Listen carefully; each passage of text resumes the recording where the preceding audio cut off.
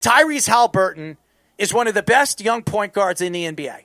Lengthy, talented, gifted athlete. He tore his Achilles. He's in his early 20s. And you're tearing your Achilles early.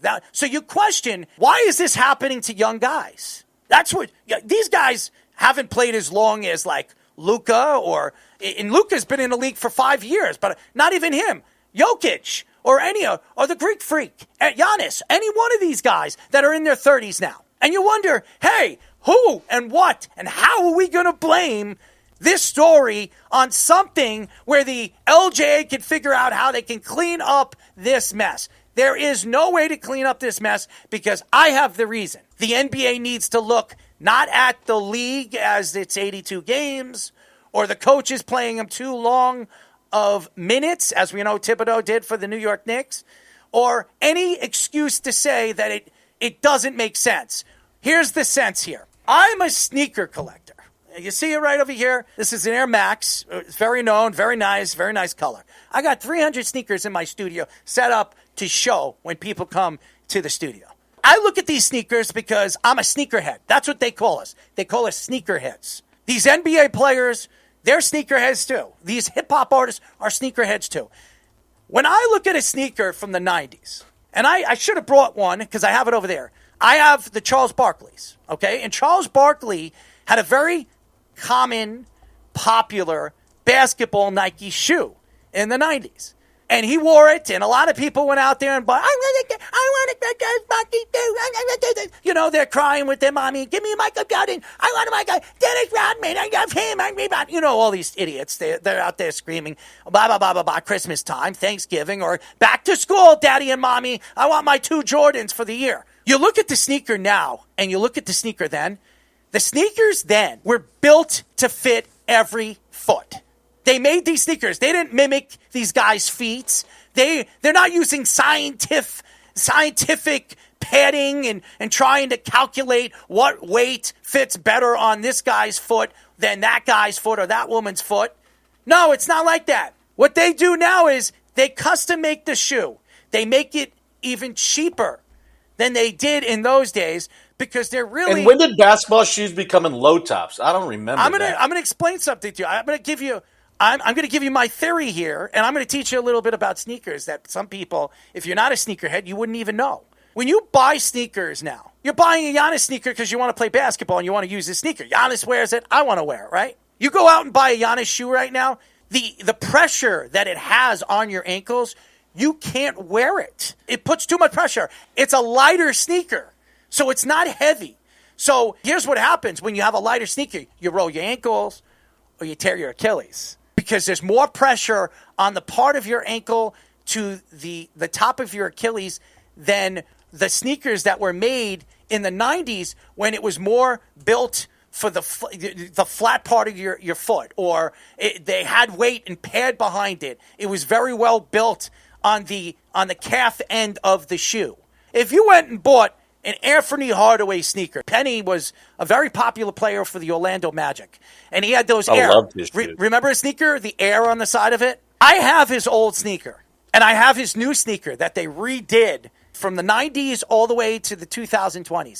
That's like 30-something years. They're significantly different in many different ways. The weight, the padding on the inside, they're lighter, so it's more pressure on the calf end and the ankle end of the sneaker when you try to jump and you try to run with them. So what does this tell me? And I'm going to give you guys my thought on why the Achilles are happening in the NBA. It's the sneaker. It's Nike.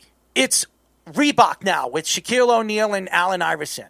It's Converse. It's Adidas. It's all these basketball sneakers that are coming out, and they're buying these players and asking, hey, you know what, we're going to pay you $170 million to wear our shoe, and we're going to make a shoe just for you. These players are now going out there and wearing their own shoe. Yes, they're made for them. Yes, they're made for them to show off and obviously bring to the forefront so they can sell 1 million of them. They're wearing a shoe that was designed to fit them and lighter, because they were wearing those sneakers when they were younger. The sneakers were heavier, built better.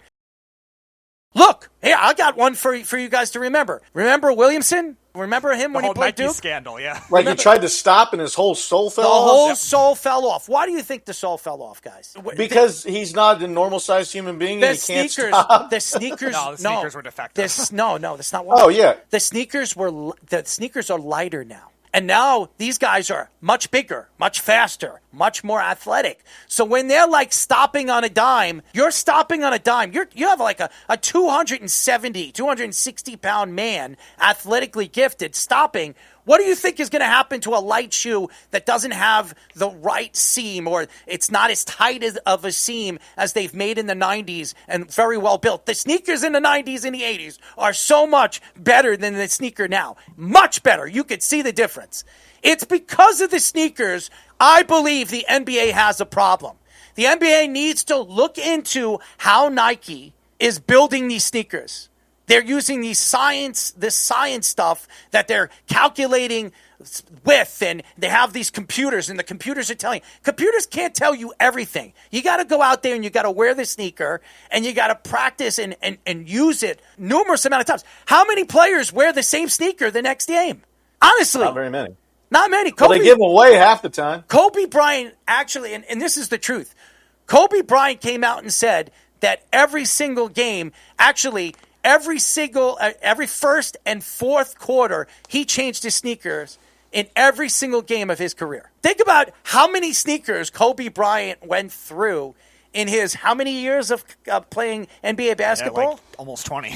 20 years? I bet he didn't do that his whole career. I bet he figured it out after a while. He was popular enough where he could have done it. He said that he wore a different sneaker in the first and fourth quarter. I've seen an interview that he had, and the guy asked him, he said, how many sneakers do you go through every single year in an NBA season? He says, I don't know. I use two different sneakers in every single game. And he says in the first and fourth quarter. And he explained why. There was a story on why Kobe Bryant, I don't know if it was high school or middle school when he was playing basketball, but he wears different sneakers in the first in every single game. So my point here is, I think there's an interesting argument and really an interesting debate where the NBA's got to stop making excuses because of the minutes and all that other stuff. It's just like baseball with the UCL. All these different scouts and all these different executives are trying to figure out why the UCL is tearing as much as it has over the years, when you're not going to get a definite answer because guys like Max Scherzer came out and explained the scientific understanding on what you shouldn't be doing as a youth, as a pitcher. I'm just speaking the truth here. There's a reason. There's a mathematical equation here. And the math here only spells one thing to me. It's the sneaker. It is the sneaker on the reason why. Let's go look at the Achilles tears. What does Durant wear? What kind of sneakers does Durant wear? I thought he was a Nike guy. Okay. Nike. All right. Klay Thompson, what sneaker does he wear? Pretty sure it's a Nike. Halliburton, what kind of sneaker does he wear? He was a Nike. He's a Nike. Kobe Bryant was not Nike. Adidas to start. He was Adidas, and then he moved to Nike. When he tore his Achilles, what was he wearing? A Nike sneaker.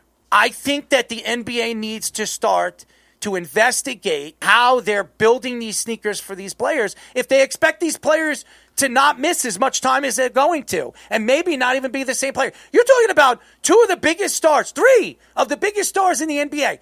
Damian Lillard, who's been a big, huge superstar player for forever. Jason Tatum's one of the best power forwards in the NBA. And he was wearing Jordans. I just looked up the image when he went down. And then who's the other one that went down? Tyrese Halliburton? You could argue he's the most athletically gifted point guard in the NBA. And they're all wearing Nike sneakers practically. That's scary. It's the sneaker. It's not the court. The court's the same. It always is. What are they putting new wax on it?